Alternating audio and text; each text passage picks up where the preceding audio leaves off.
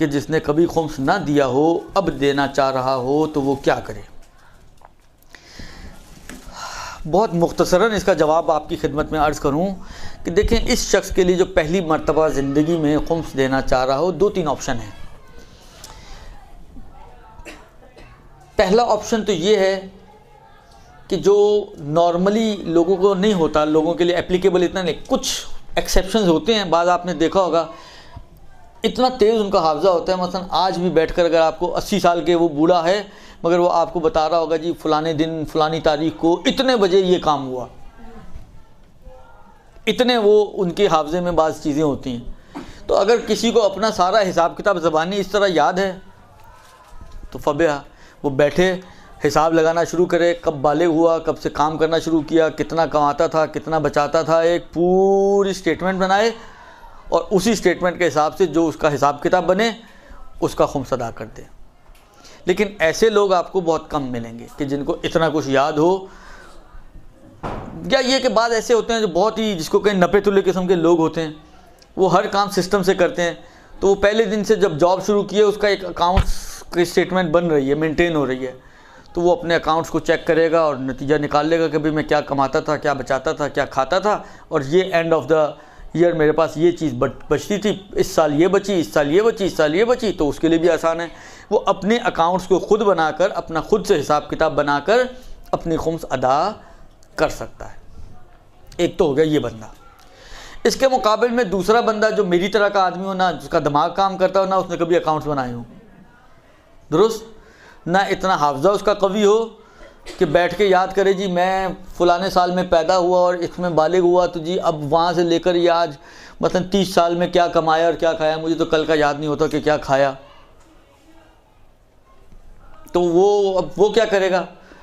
या अकाउंट्स तो अल्लाह के आसरे पे चल रहे होते हैं हमारे अकाउंट्स, दुरुस्त। तो वो ऐसा बंदा क्या करेगा कि जिसका कोई प्रॉपर ना कोई अकाउंट है उसके पास कि जिसको रुजू करे और उसमें से कुछ निकाल सके, ना उसके दिमाग में ऐसी कोई चीज़ है। तो इसका वाहिद हल ये है कि ये जाए किसी भी मुज्तहिद, नहीं किसी भी नहीं, सॉरी, जिस मुज्तहिद की तकलीद करता है या तो उनके पास जाए या उनके जो वकला हैं उनके पास जाए और उनके पास बैठ कर मुसालहत करे, हिसाब किताब उनके साथ बैठ के बनाए। इसके पास कोई दूसरा ऑप्शन नहीं है, इसको खुद बैठकर हिसाब किताब करना होगा। वो आपसे क्रॉस क्वेश्चनिंग करेगा, ये बताओ, वो बताओ, ऐसा बताओ, वैसा बताओ, क्या कुछ ना कुछ मिलाकर निकालेगा।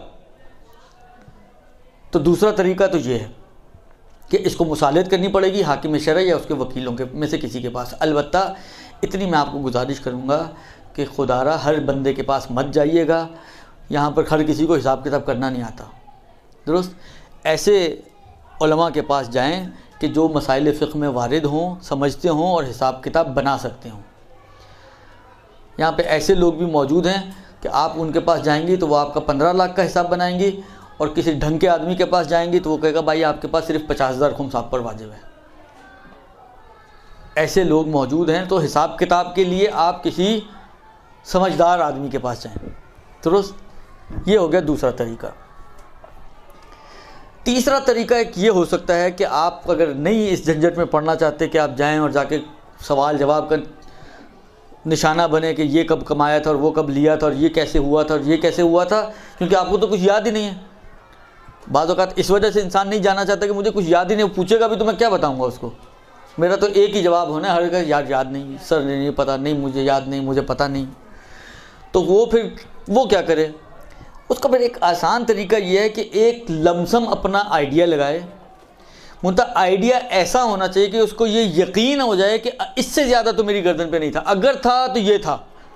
इसके ऊपर अगर आप 1 रुपया भी आप बोले तो मैं कहूँगा नहीं वो नहीं था। ये उसी वक्त पॉसिबल है कि जो भी आपके जहन में आ रहा है आप मैक्सिमम वाली साइड पे जाएं, दुरुस्त।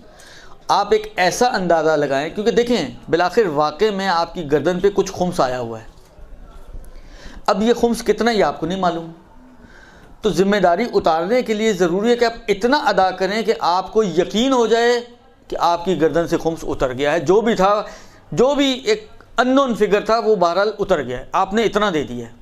ये इत्मीनान फिर आपको चाहिए होगा। अब इसमें मुमकिन है कि आपकी हकीकत में अगर आप वाकई में देखें तो मतलब 1000 रुपया और आपको इस तरह 10,000 जब तक आप नहीं दें आपको इत्मीनान ही नहीं हो रहा। तो 10,000 देने पड़ेंगे।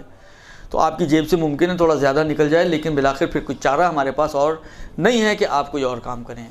ये 3 ऑप्शन हैं, जो आपकी समझ में आए या जो आपको ईजी लगे उसके मुताबिक आप अमल करते हुए अपनी शरई ज़िम्मेदारी को पूरा कर सकती हैं। सल्लल्लाहु अलैहि वसल्लम।